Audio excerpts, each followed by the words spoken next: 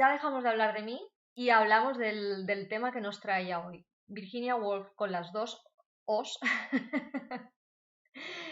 Y por qué los escritores abandonan los blogs. No sé si habéis leído Una habitación propia de Virginia Woolf. Es un libro que ya aviso de entrada no está hecho para todo el mundo y no está hecho para todos los momentos. Yo empecé a leerlo hace, pues ahora como 3 años o así.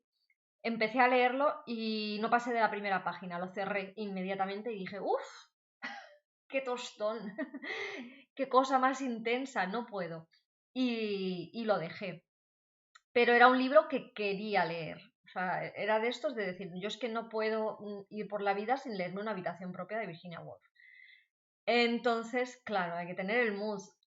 Lo retomé y ya con el mood adecuado, es que no os podéis imaginar, esto va a sonar como muy místico, ¿vale? Pero la experiencia que ha sido leerlo durante la semana pasada, que fue durante la semana que lo leí, fue alucinante.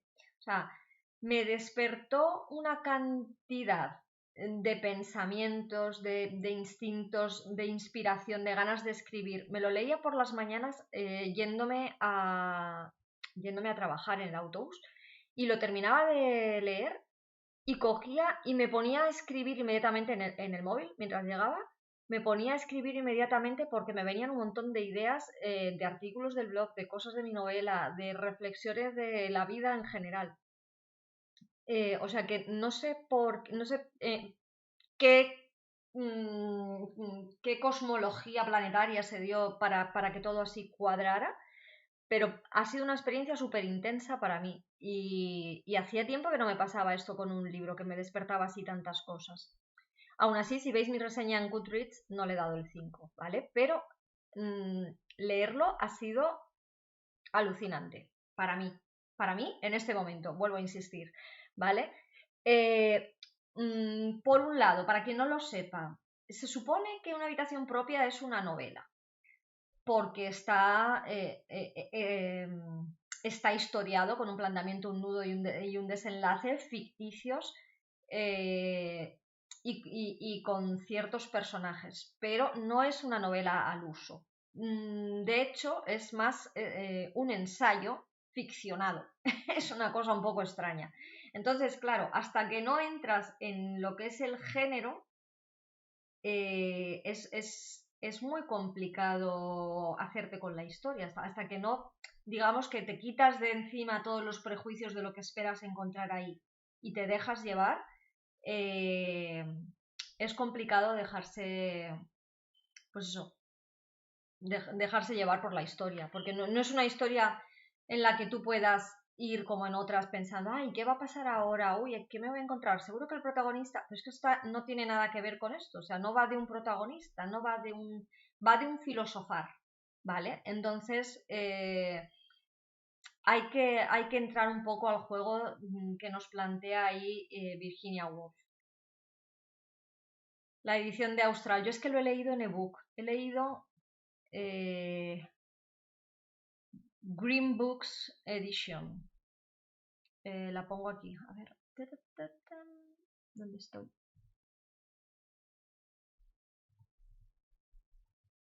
Os la enseño ya. Esta es la que he leído yo. La edición tenía sus cosillas, porque no estaba muy bien adaptada al formato ebook, el tema de las notas a pie de página.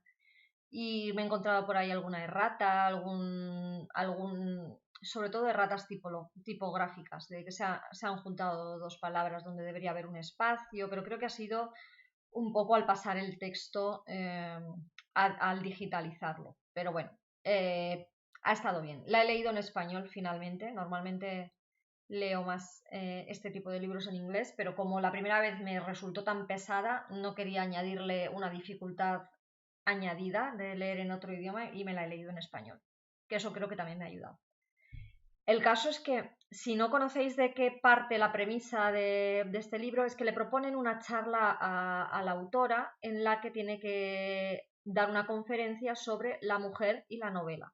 Entonces ella empieza a reflexionar sobre todos los condicionantes presentes, pasados y futuros que tienen las mujeres para escribir una novela, ¿vale? No tanto de las mujeres, podría haber escrito mujeres que escriben o cosas similares, pero ella hace una especie de estudio sociológico sobre las causas que llevan a las mujeres a escribir, por qué las mujeres escriben de determinada forma y por qué las mujeres escriben determinados géneros, o sea, una serie de condicionantes muy interesantes de leer, que además es alucinante lo que arrastramos de ahí todavía. O sea, me ha parecido flipante.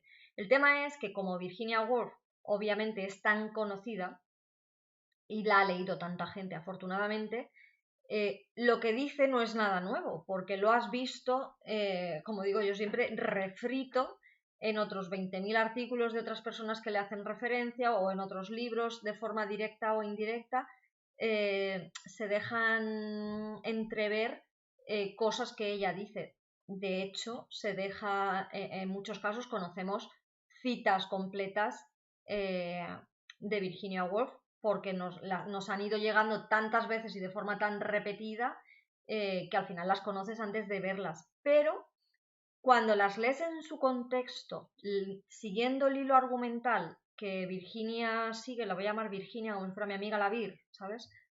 Como si tuviéramos confianza, igual que hago, otro día se reían de mí porque a Emilia la llamo Emilia, a Emilia Pardo Bazán es como si fuera mi colega, yo la llamo Emilia. Entonces Virginia es la Vir. El caso, locuras aparte, que cuando lees el libro y vas viendo todas esas cosas, esos dichos y esas citas célebres que tenemos todos ya casi formando parte de nuestra cultura popular, pero los ves en su contexto y cómo ella los ha argumentado, cobran muchísimo más sentido, ¿vale? Y la premisa inicial es que una mujer para escribir necesita una habitación propia y 500 libras al mes. Cámara, no te desenfoques. Muevo las manos y se vuelve un poco loca. Una habitación propia y 500 libras al mes. Yo esto lo había oído millones de veces y parecía como, pues sí, claro, para concentrarse y todo este tipo de cosas. Tenía como sentido, pero hasta que no lo leí dicho de ella y con toda su elucubración, pues no le vi el fundamento a esto. Para empezar, dice que una mujer necesita una habitación propia para escribir, porque la mayoría de mujeres que habían escrito hasta ese momento escribían en el salón donde recibían las visitas, donde cuidaban de los niños, etcétera, etcétera. Con lo cual, cada 2x3 sufrían interrupciones. Y todas esas interrupciones se pueden ver reflejadas en la escritura. De hecho, pone un ejemplo de cómo no sé si es Charlotte o Emily Bronte, siempre las confundo, la de Jane Eyre, no la de Cumbres Borrascosas, la de Jane Eyre creo que es Charlotte, si no me equivoco, no lo sé. Cuando está escribiendo un fragmento de Jane Eyre, dice, pero ahora he sido interrumpida con mis pensamientos recordando cuando iba a visitar a doña fulanita. Y parece que es un reflejo de que en ese momento doña fulanita había ido a visitarla. Entonces es muy curioso porque continuamente están siendo interrumpidas. Efectivamente, María Moliner, el pedazo de diccionario que escribió María Moliner, y lo escribió en la cocina. O sea, luego imaginaros todas esas mujeres con niños, que luego Virginia Woolf también habla de que una mujer para escribir una novela necesita no ser madre. Todas las escritoras que hasta ese momento lo habían conseguido, ninguna de ellas era madre. O sea, imaginaros el hándicap añadido, ¿no? Pero aparte dice, y ahora me voy a quedar con esta segunda parte, necesita una habitación propia y 500 libras al mes. Resulta que Virginia Woolf, que era de clase media alta, de repente hereda de una tía que no se esperaba para nada una pensión de 500 libras al mes. Y justo es, no sé si son 9 años después de que se apruebe una ley en el que las mujeres pueden disponer de su propio dinero, que hasta ese momento no disponían de su propio dinero. El dinero era de los maridos. Ellas no podían gestionar sus ingresos. Y por supuesto, también hacía muy pocos años, es para ponernos en contexto, que se había conseguido el derecho al voto femenino. Entonces, Virginia Woolf está en un contexto en el que las mujeres empiezan a emanciparse. Es un contexto histórico muy llamativo, porque ella empieza a ver las alas de la libertad y empieza a compararla con todo lo que no han tenido las mujeres previas a su época. Y aún así, ella es consciente de todo lo que queda por hacer. Efectivamente, la realidad del teletrabajo para muchas mujeres. Sí, por desgracia, en cuanto al teletrabajo, aunque se deberían haber quejado los dos sexos por igual, porque en la mayoría de los hogares conviven los dos géneros, y en los casos en los que están separados, intuyo que los padres deberían quedarse con los niños la mitad del tiempo y las madres la otra mitad. Las quejas de interrupciones por niños durante el teletrabajo han venido mayoritariamente por parte de las mujeres, no por parte de los hombres. Entonces, es algo que todavía no tenemos esa habitación propia, señoras. Poned candados ya en las puertas, echar a los niños para afuera. Tú no tienes hijos, pero hay profesoras que han sido molestadas por sus hijos mientras daban clases. Sí, sí, es que los niños tienen la manía de necesitar atención. Es una manía importante para su crecimiento y su desarrollo. Y por suerte tienen la manía de que esa atención se la den preferentemente su padre y su madre.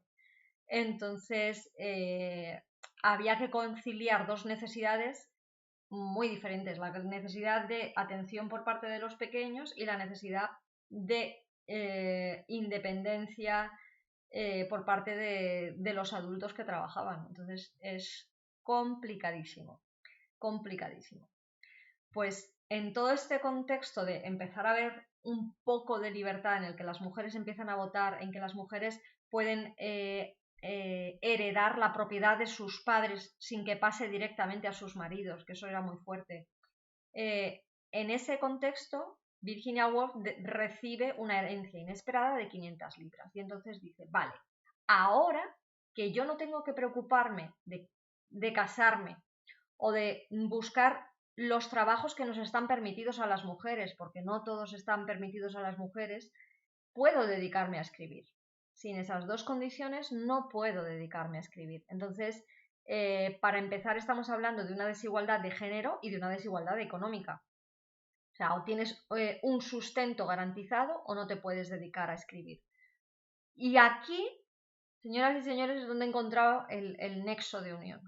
Virginia Woolf habla de no de cómo las mujeres pueden vivir de la escritura, sino de cómo las mujeres pueden dedicarse a la escritura. A ver si vemos el matiz, ¿vale? Y ahora voy a pegar el salto 360 grados a el siglo XXI, ¿vale? En la época actual, obviamente, para escribir, ¿qué hace falta? Sigue haciendo falta esa habitación propia, ¿vale? Seguimos... ¡Uy! Un cafetito ahí. ¿Eso qué era? No lo veo. ¿Qué ha salido? La taza amarilla, no me acuerdo lo que era. Hace mucho que la programé. ¿Eso era un follow o era un algo? ¿Por qué no me sale aquí más? Se supone que iba con sonido también. Creo que era un follow. ¿Ves? Patricia puede dedicarse a la ilustración, no puede vivir de ello. Yo me dedico a la escritura, pero no vivo de la escritura, ¿vale? Y ahí es donde iba. Bueno, gracias por la taza amarilla y lo que sea de quien la haya activado, ¿vale? Soy la peor streamer. La peor streamer del mundo, pero yo lo agradezco, de verdad. Sé que es algo guay. Pues puse tazas para cosas guays, no para cosas feas. El caso es, me he perdido. En el siglo XXI podemos dedicarnos a escribir. Para escribir, ¿qué necesitamos? Necesitamos una habitación propia, es decir, necesitamos poder tener un espacio y ahora sobre todo un tiempo, que es casi lo que menos tenemos, para poder dedicarnos a la escritura, ¿vale? Y luego necesitamos las 500 libras al mes, señoras y señores. Necesitamos un sustento para dedicarnos a la escritura. ¿Significa esto, no se puede vivir de escribir? Sí, sí que se puede, pero no todos, ¿vale? No todos. Y creo que un buen punto de partida para hacer las paces con nosotros mismos es asumir esto. O sea, hay dos niveles. Dedicarse a la escritura es un nivel y vivir de la escritura es otro. Cuando consigas dedicarte a la escritura, si quieres, intenta vivir de la escritura, pero no intentes directamente pasar de no escribir a querer vivir de la escritura, porque es que eso es muy difícil, ¿vale? Te estás saltando ahí la cadena básica. Y esto va en relación, ahora, esto por un lado con los libros, y ahora ya pego el siguiente salto de nexo hacia el mundo de los blogs. ¿Qué sucede? Los escritores saben que para poder vivir de la literatura, para poder vivir de sus libros, necesitan, nos han estado repitiendo continuamente que necesitamos un blog, ¿vale? Que necesitamos, en realidad lo que necesitamos es una web propia en donde podamos poner toda nuestra información, todas nuestras noticias y tengamos sobre todo un newsletter de contacto con nuestros seguidores. Porque si el día de mañana la Unión Europea decide echar al señor Zuckerberg de Europa y se cae Facebook, tú no puedes depender de que eso pase para perder todos los seguidores que tantos años te han costado adquirir, ¿vale? Entonces, por eso tienes que cuidar tu web como si fuera tu casa, porque las redes sociales van y vienen, aparecen y desaparecen. ¿Quién se acuerda ahora de Twenty? Entonces, todo lo que vayas creciendo en una red social siempre está bien, pero lo importante es tener tu blog, ¿vale? He dado 3 pasos para atrás, pero ahora enlazo, tranquilos. Cuando tienes tu blog, cuando tienes una web, para que esa web tenga relevancia, debes mantener información actualizada de forma periódica, porque entonces Google te lo premia. Entonces, para tener información actualizada de forma periódica y posicionar las palabras clave que tú quieres posicionar, necesitas tener un blog, ¿vale? Entonces, es una concatenación de hechos inevitable que te lleva a, para ser escritor, necesitas tener un blog de escritor. Pero hay una casuística en medio que es importante conocer. Entonces, cuando tú tienes tu blog de escritor, digamos que muchos escritores lo hacen porque conocen la teoría y saben que tienen que tener un blog. Que tienen que, no que quieren, que tienen que. Son cosas diferentes, los tengo que. Y ahí es donde empieza el problema. Los escritores que tienen que tener un blog para mantenerse bien posicionados, para conseguir suscriptores, para conseguir seguidores, para conseguir lectores y no les gusta escribir en su blog, tienen un problema de base. Que es que si no encuentran resultados inmediatos, y no nos engañemos, en un blog los resultados nunca son inmediatos, el crecimiento orgánico es muy lento, se desesperan. Y en muchos casos, aunque crezcan, aunque les vaya bien, aunque cada año estén mejorando en sus estadísticas, el número de lectores, de seguidores, de visitas, como lo queráis llamar, si no ven una monetización directa, también se desesperan. Y una cosa es tener un blog, otra cosa es tener un blog con muchas visitas y otra diferente es tener un blog con muchas visitas y monetizado. Y aquí es donde viene el enlace con las 500 libras al mes. ¿Qué pasa? Que el escritor, para poder vivir de sus libros, piensa que un buen complemento es sacarle partido también al tiempo que le dedica a escribir en su blog. Y monetizando el blog, digamos que suma a la cantidad de libros y por tanto es como que entiende que al ser las dos cosas escribir, las dos cosas le permiten decir que vive de la escritura. Y ahí es donde creo que está el error, en mi opinión. Voy a leeros y ahora sigo desarrollando mi opinión. Dice Lucía, se podría decir que me dedico a la literatura en varias vertientes, pero no me da para comer, pero jaja. Bueno, pues es que eso es lo que muchos escritores dicen, bueno, pues como saco un poco de mis libros, saco un poco de mis artículos, saco un poco de unas mentorías, de unas charlas de tal, con todo junto puedo decir o puedo hacer que vivo de la literatura y que vivo de los libros. Que me parece un propósito muy loable, ¿vale? Pero ahí es donde falla la mayoría, porque donde falla con el blog, quiero decir, no en su planteamiento. Porque cuando no consigues llegar a ese paso de monetizar tu blog, piensas que todo lo que has hecho con tu blog no vale para nada y por tanto dejas de hacerlo.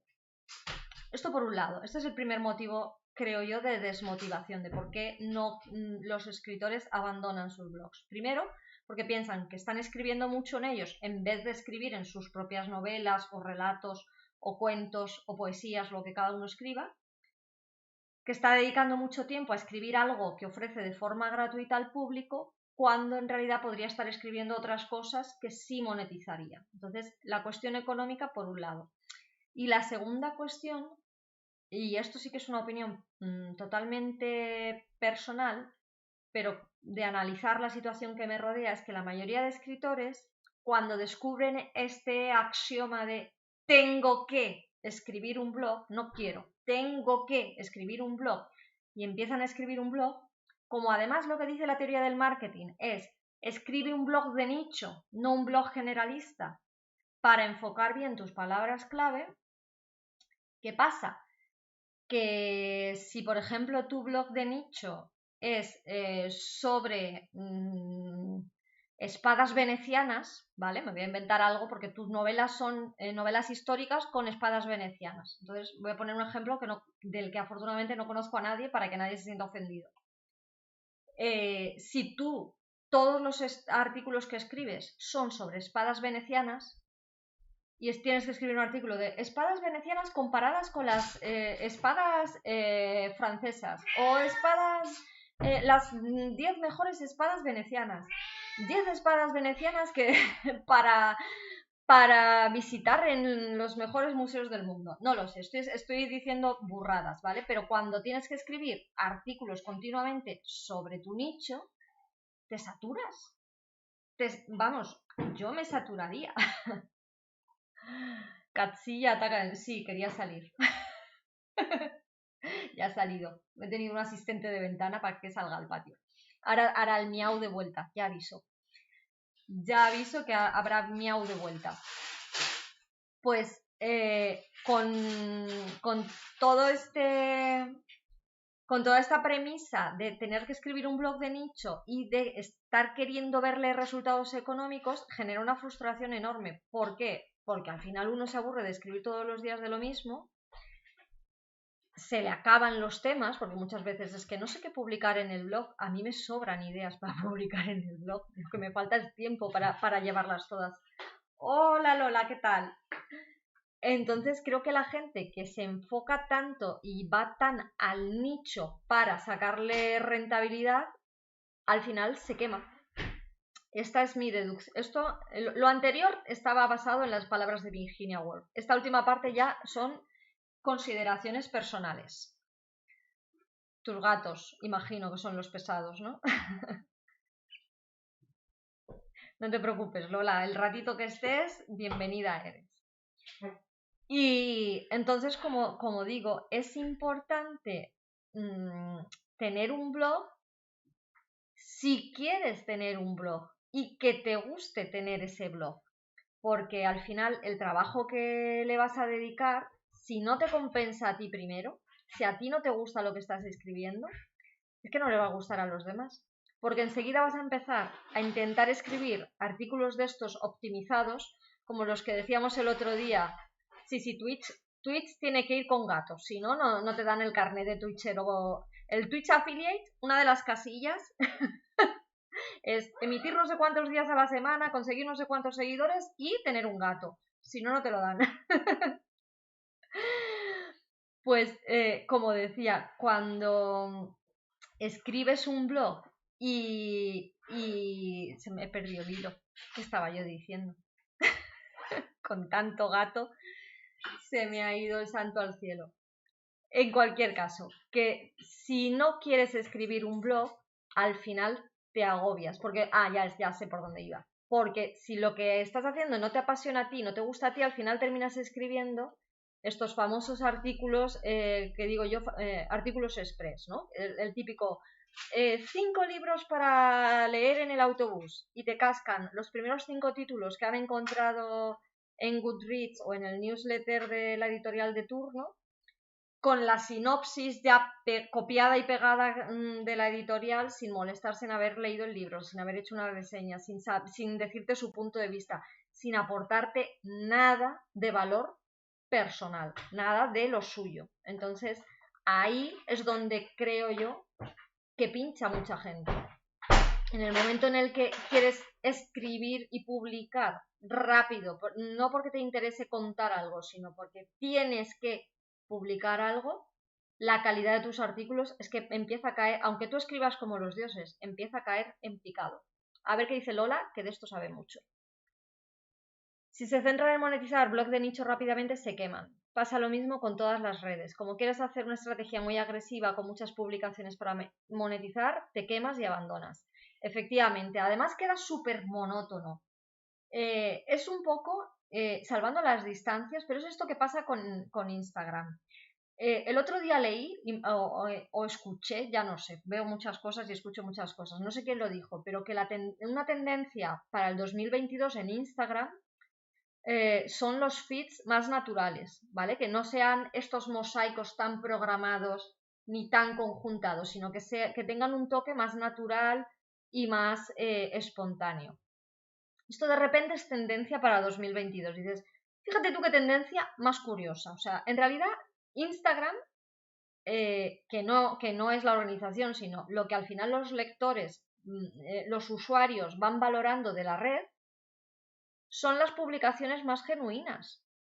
Porque estas cuentas que te preparan 15 canvas en un mes para publicarte una cada 2 días, todas iguales, con los mismos colores, con el mismo contenido, hablando de lo mismo, es que son muy cansinas. Es cierto que la primera vez que entras a una cuenta que lo tiene todo puesto ahí súper perfecto, parece muy profesional y llama mucho la atención. Pero luego tiene que haber chicha, y cuando tus publicaciones son continuamente muy similares, dejas de llamar la atención. Si de repente publicas con una imagen nueva, con diferentes colores, no lo sé, saliéndote un poco de lo habitual, de repente vas a captar más la atención de la gente. Y es curioso que los suscriptores, que los seguidores de Instagram ahora valoren ese feed más natural, porque lo otro era como muy impostado. Hola Raquel, bienvenida.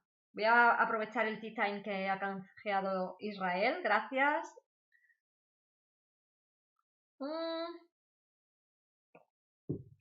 Lo de Bookstagram es tremendo porque yo leo rápido y sé que no leo tan rápido como otra gente. De hecho, tanto Raquel como Carla, que estáis las dos aquí, las dos leéis 1000 veces más rápido que yo. Pero aún así, un libro nuevo cada 2 días, pues habrá semanas que sí que te leas un libro cada 2 días, porque da la casualidad pues que son más cortitos, son más llevaderos o lo que sea, pero no puedes estar continuamente poniendo libros nuevos. Entonces, ¿qué sucede con esas cuentas? Que al final es contenido vacío, es echarte la foto del libro sin ninguna opinión personal detrás y sin aportar ningún valor. Entonces, está bien si, como el que ojea una revista de muebles, ¿vale? Que quieres ver las fotos de los libros porque te gustan las portadas, estupendo, pero no te están diciendo nada sobre ellas. Tú lees bastante, no, si no es cuestión de admitir, Lucía, si leer rápido es genial. O sea, leer despacio también es genial, leer y entender es ya la bomba. Pero que no es, no es viable, no es viable mantener una cuenta con ese ritmo, o no tantas como hay. O sea, si la gente, si los bookstagramers que hay leyeran libros a la velocidad que parece que los leen, el sector editorial y el sector librero en general iría muchísimo mejor. Entonces, por desgracia, al menos en España, la gente no lee tanto. Hay gente que sí, como digo, hay gente que sí, que se lee 100 y pico libros al año y fantástico y bravo por ellos y por ellas. Digo por ellas porque mayoritariamente las lectoras somos mujeres. Pero no da para tanta reseña. Entonces, muchas veces, tanto los blogs, que era con lo que habíamos comenzado, como las cuentas de Bookstagram, que hacen esta cantidad de reseñas de libros al cabo de un mes, al final aportan poco porque es que no se puede, es demasiada especialización. A ver, por desgracia Instagram es como una revista de moda, efectivamente, no valoran mucho en general, el público general. Yo es que por eso creo, hay cuentas que tienen millones de seguidores y con las que algunos no vamos a competir jamás. Y no vamos a competir jamás porque a la gente no le interesa tanto. Yo normalmente mis fotos van acompañadas de un texto generalmente más largo que lo que ocupa una foto en Instagram, ¿vale? Para hacernos una idea.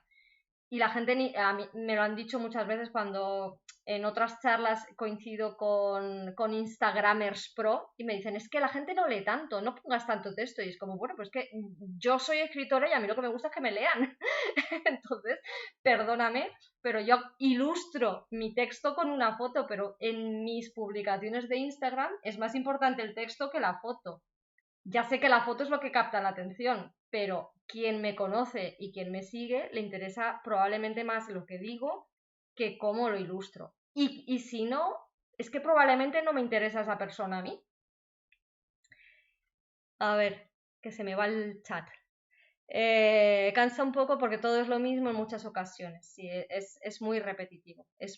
Y los mismos libros una y otra vez, una y otra vez, una y otra vez. Porque además, como los mandan las editoriales a muchos bookstagramers, pues te ves de repente en todas las plantillas, la última novedad recién salida la tienen todas. Yo con lo que te leo tendría que hacer reseñas de cada capítulo. Ah, con lo lento que lees, tendrías que ir por capítulos. Oye, pues hay un blog que me encantó en inglés que tiene todo el libro de La sombra del viento, que es bien gordo, capítulo a capítulo analizado. Y es súper interesante porque le saca una de... Yo no me he leído el blog entero, empecé a leer los primeros capítulos, a ver cómo los había reseñado, pues ya lo dejé porque ya era demasiada intensidad para mí. Pero era muy interesante ver cómo a cosas que a mí se me habían pasado completamente desapercibidas, el tío lo analizaba y lo analizaba súper bien. O sea que, pues es otra opción.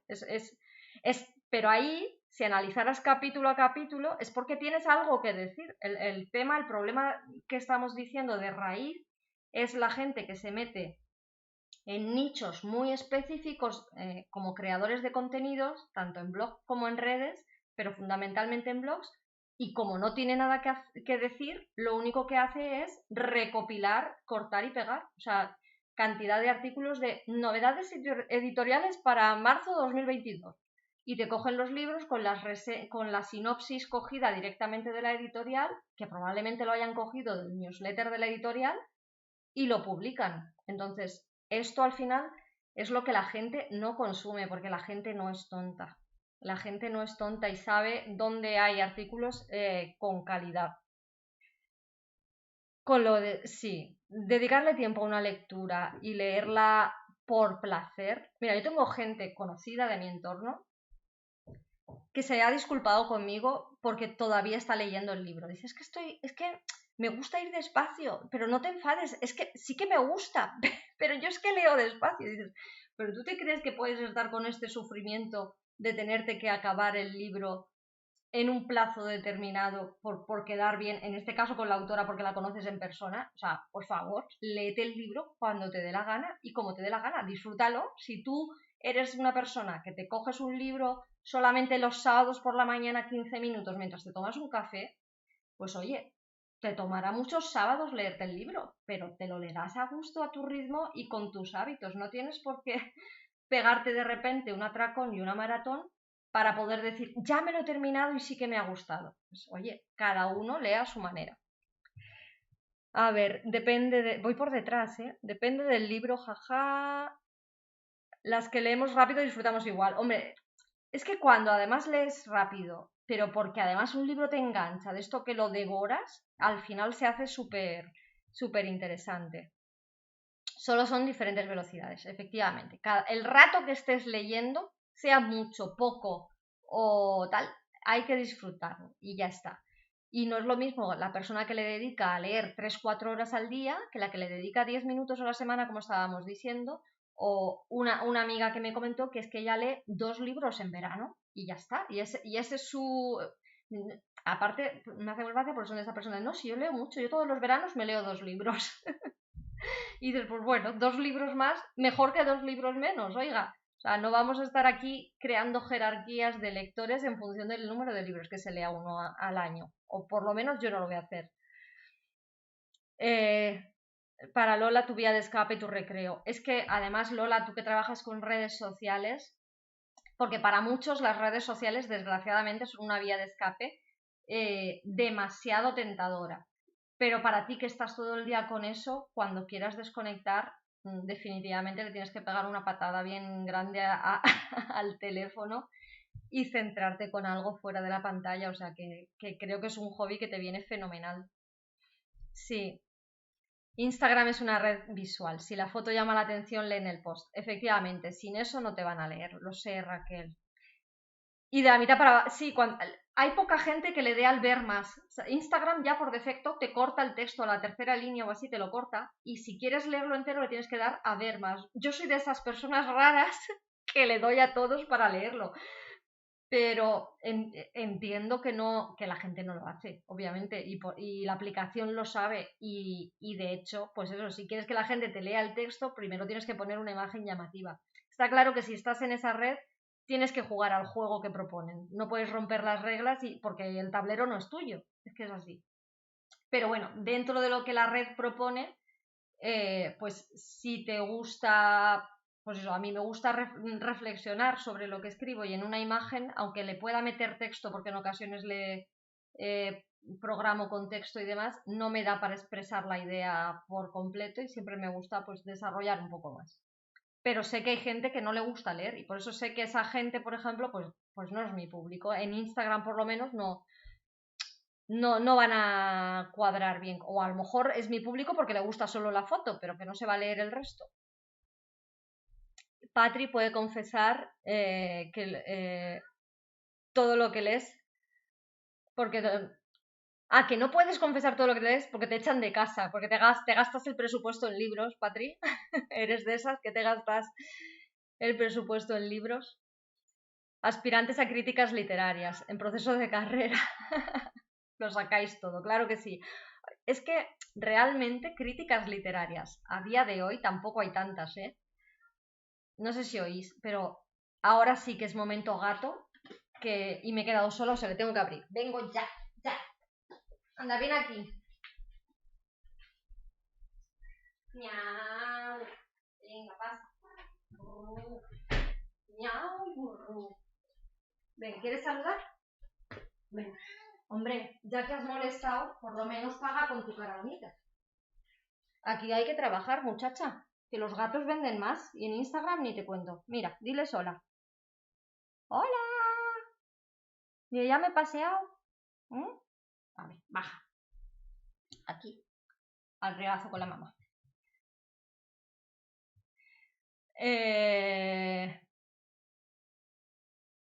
Es tu trabajo, Lucía. Bueno, dentro de... Si estás estudiando la carrera, como intuyo que has dicho. ¿Cuántos blogs equivalen a un libro? Mira, Lola, esto es una pregunta buenísima. Porque es mucha lectura, efectivamente. No concibes la vida sin tener 1 o 2 libros empezados desde que tienes uso de razón. Llevan diciendo que los blogs están muertos como desde el año 2000. Yo no lo creo, porque hay mucha información que cuando la buscas en un blog. Y es cierto que hay muchos tutoriales en YouTube, por ejemplo, cuando quieres, no lo sé, te dices, oye, pues quiero conocer la biografía de María Antonieta. Te puedes ver un vídeo en YouTube, te puedes escuchar un podcast o puedes buscar un blog. Pero cada tipo de persona prefiere la información en un formato diferente. Entonces, creo que los blogs no llegan a desaparecer del todo porque aún hay personas, no sé si es porque somos de una generación, a lo mejor la siguiente generación ya no, pero todavía hay personas que lo preferimos buscar. A mí, por ejemplo, en formato audio me da muchísima pereza y en formato leído me da menos. Entonces va en función de las personas. Y al final con artículos de blogs se puede aprender muchísimo, muchísimo. Y Patricia, sacrificas las horas de sueño. Ay, ay, ay. Yo de pequeña tenía broncas por terminarme los libros rápido. Mi madre me decía, pero si te lo he comprado esta tarde, no puede ser, no puede ser. Y claro, luego me los releía y los amortizaba un poco, pero la mujer se desesperaba. Los gatos se monetizan. Aquí es esclavismo gatuno. Esclavismo gatuno.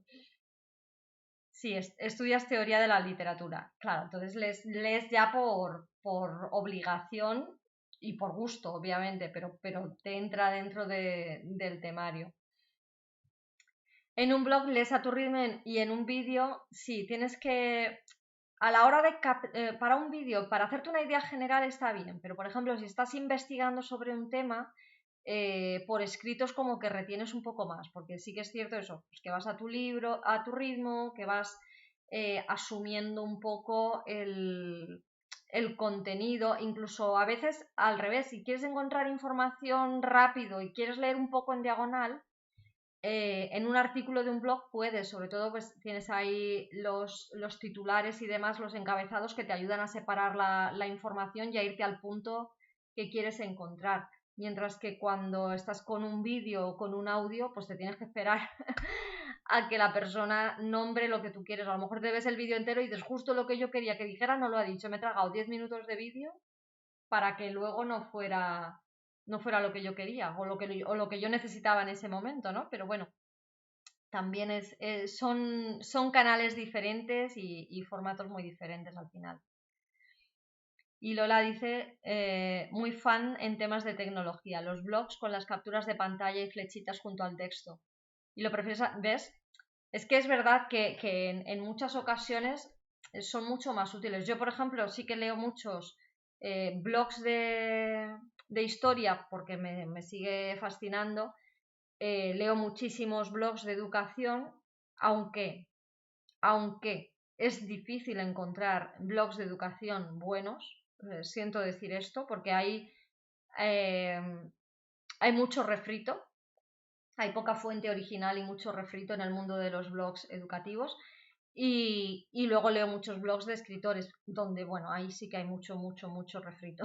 Hay mucho refrito. Pero bueno, eh, dentro de eso, yo sí que soy de las raras que, por ejemplo, veo más blogs que vídeos y que podcasts.